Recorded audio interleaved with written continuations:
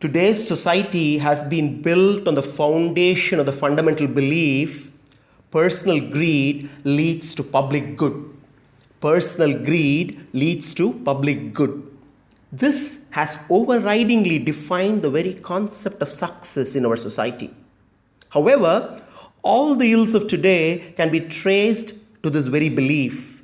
Stress, breakdown of relationships, disharmony, intolerance, conflicts among nations are shaking the very foundation of humanity and driving mankind to the very brink of disaster.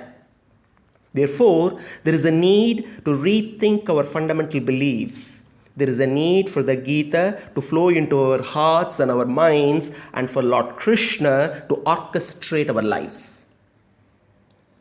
Asaktya lokarakshyayai guneshwaropya kartritam sarveshwareva nyasyokta tritiye karmakaryatha.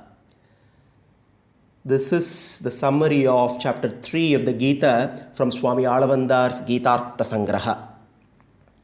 In the third chapter, Sri Krishna teaches the necessity for doing our duty without any selfish attachment to the results, so as to secure the welfare of the world at large. We need to understand that the required freedom from such attachment has to be obtained by ascribing the agency of all our actions to the gunas of Prakriti and realizing that all our actions need to be subservient to the Lord's will. The central message of chapter 3 is, when we take care of the larger good, our personal good is automatically taken care of.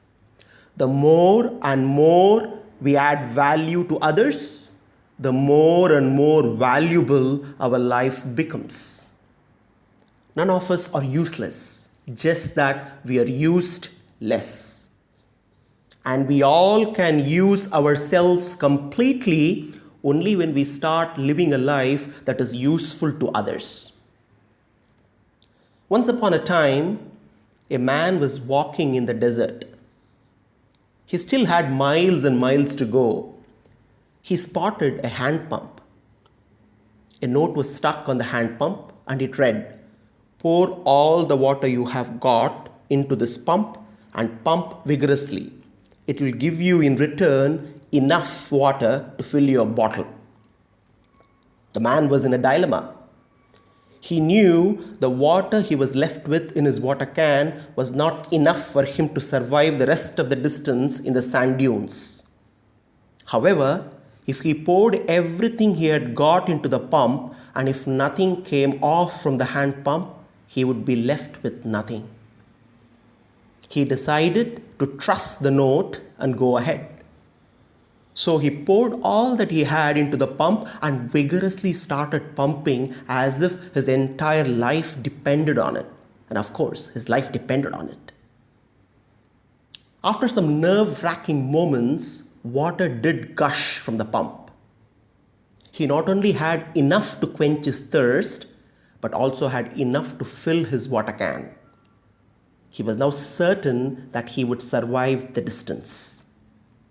He took out his pen and added to the note. It works. It really works.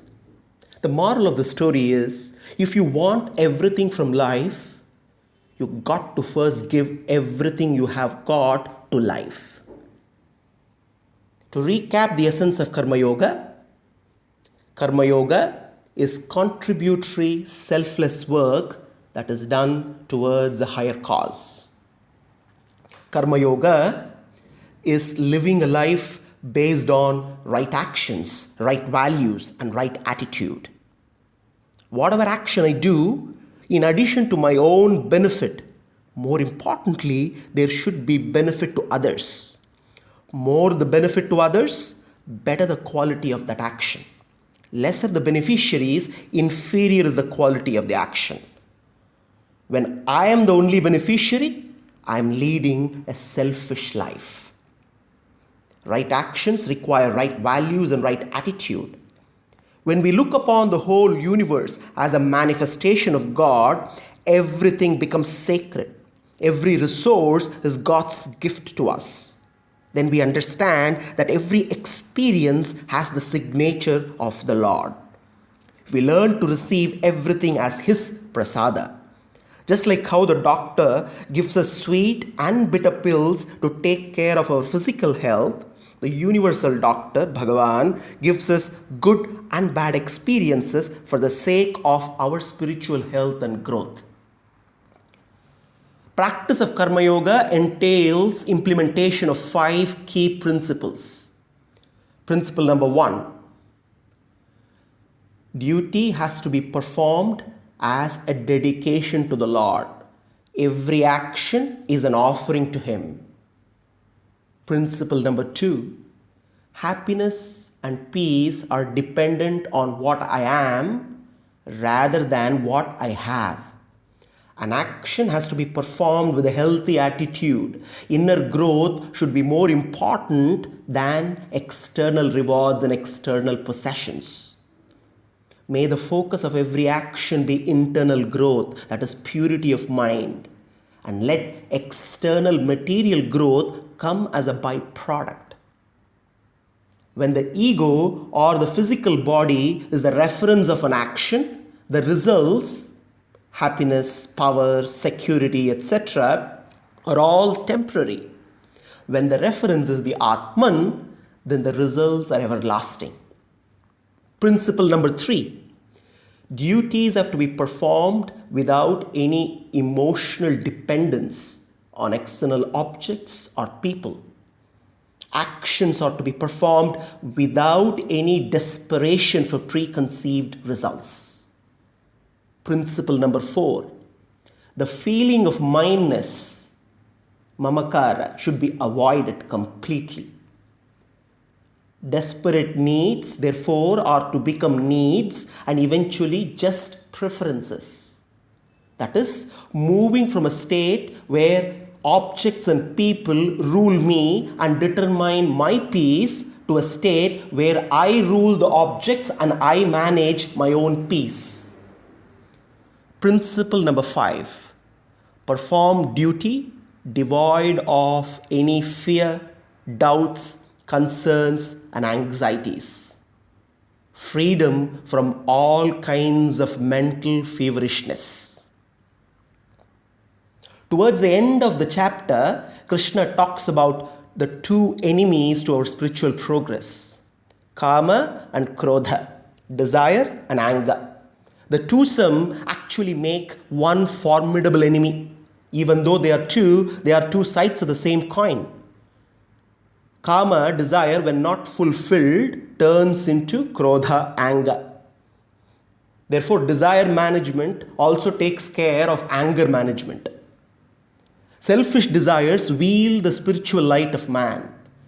Desires manifests as 3-fold evils in our mind: restlessness, impurities, and obscuration. Selfish desires cover up the knowledge of the soul just as smoke covers up fire, dirt dims the mirror, and the membrane of the womb encloses a fetus. The final and effective antidote for the elimination of this enemy and purification of our mind is Karma Yoga. In conclusion, Chapter 3 covers Karma Yoga from 4 perspectives. Karma Yoga as Lord's command. Karma Yoga as an expression of our gratitude to the Lord. Karma Yoga as the only means for purification of our mind. And Karma Yoga as a necessity for harmony to be maintained in the universe. Loka samastha sukhino bhavantu. Sarvam Sri Krishnarpanamastu.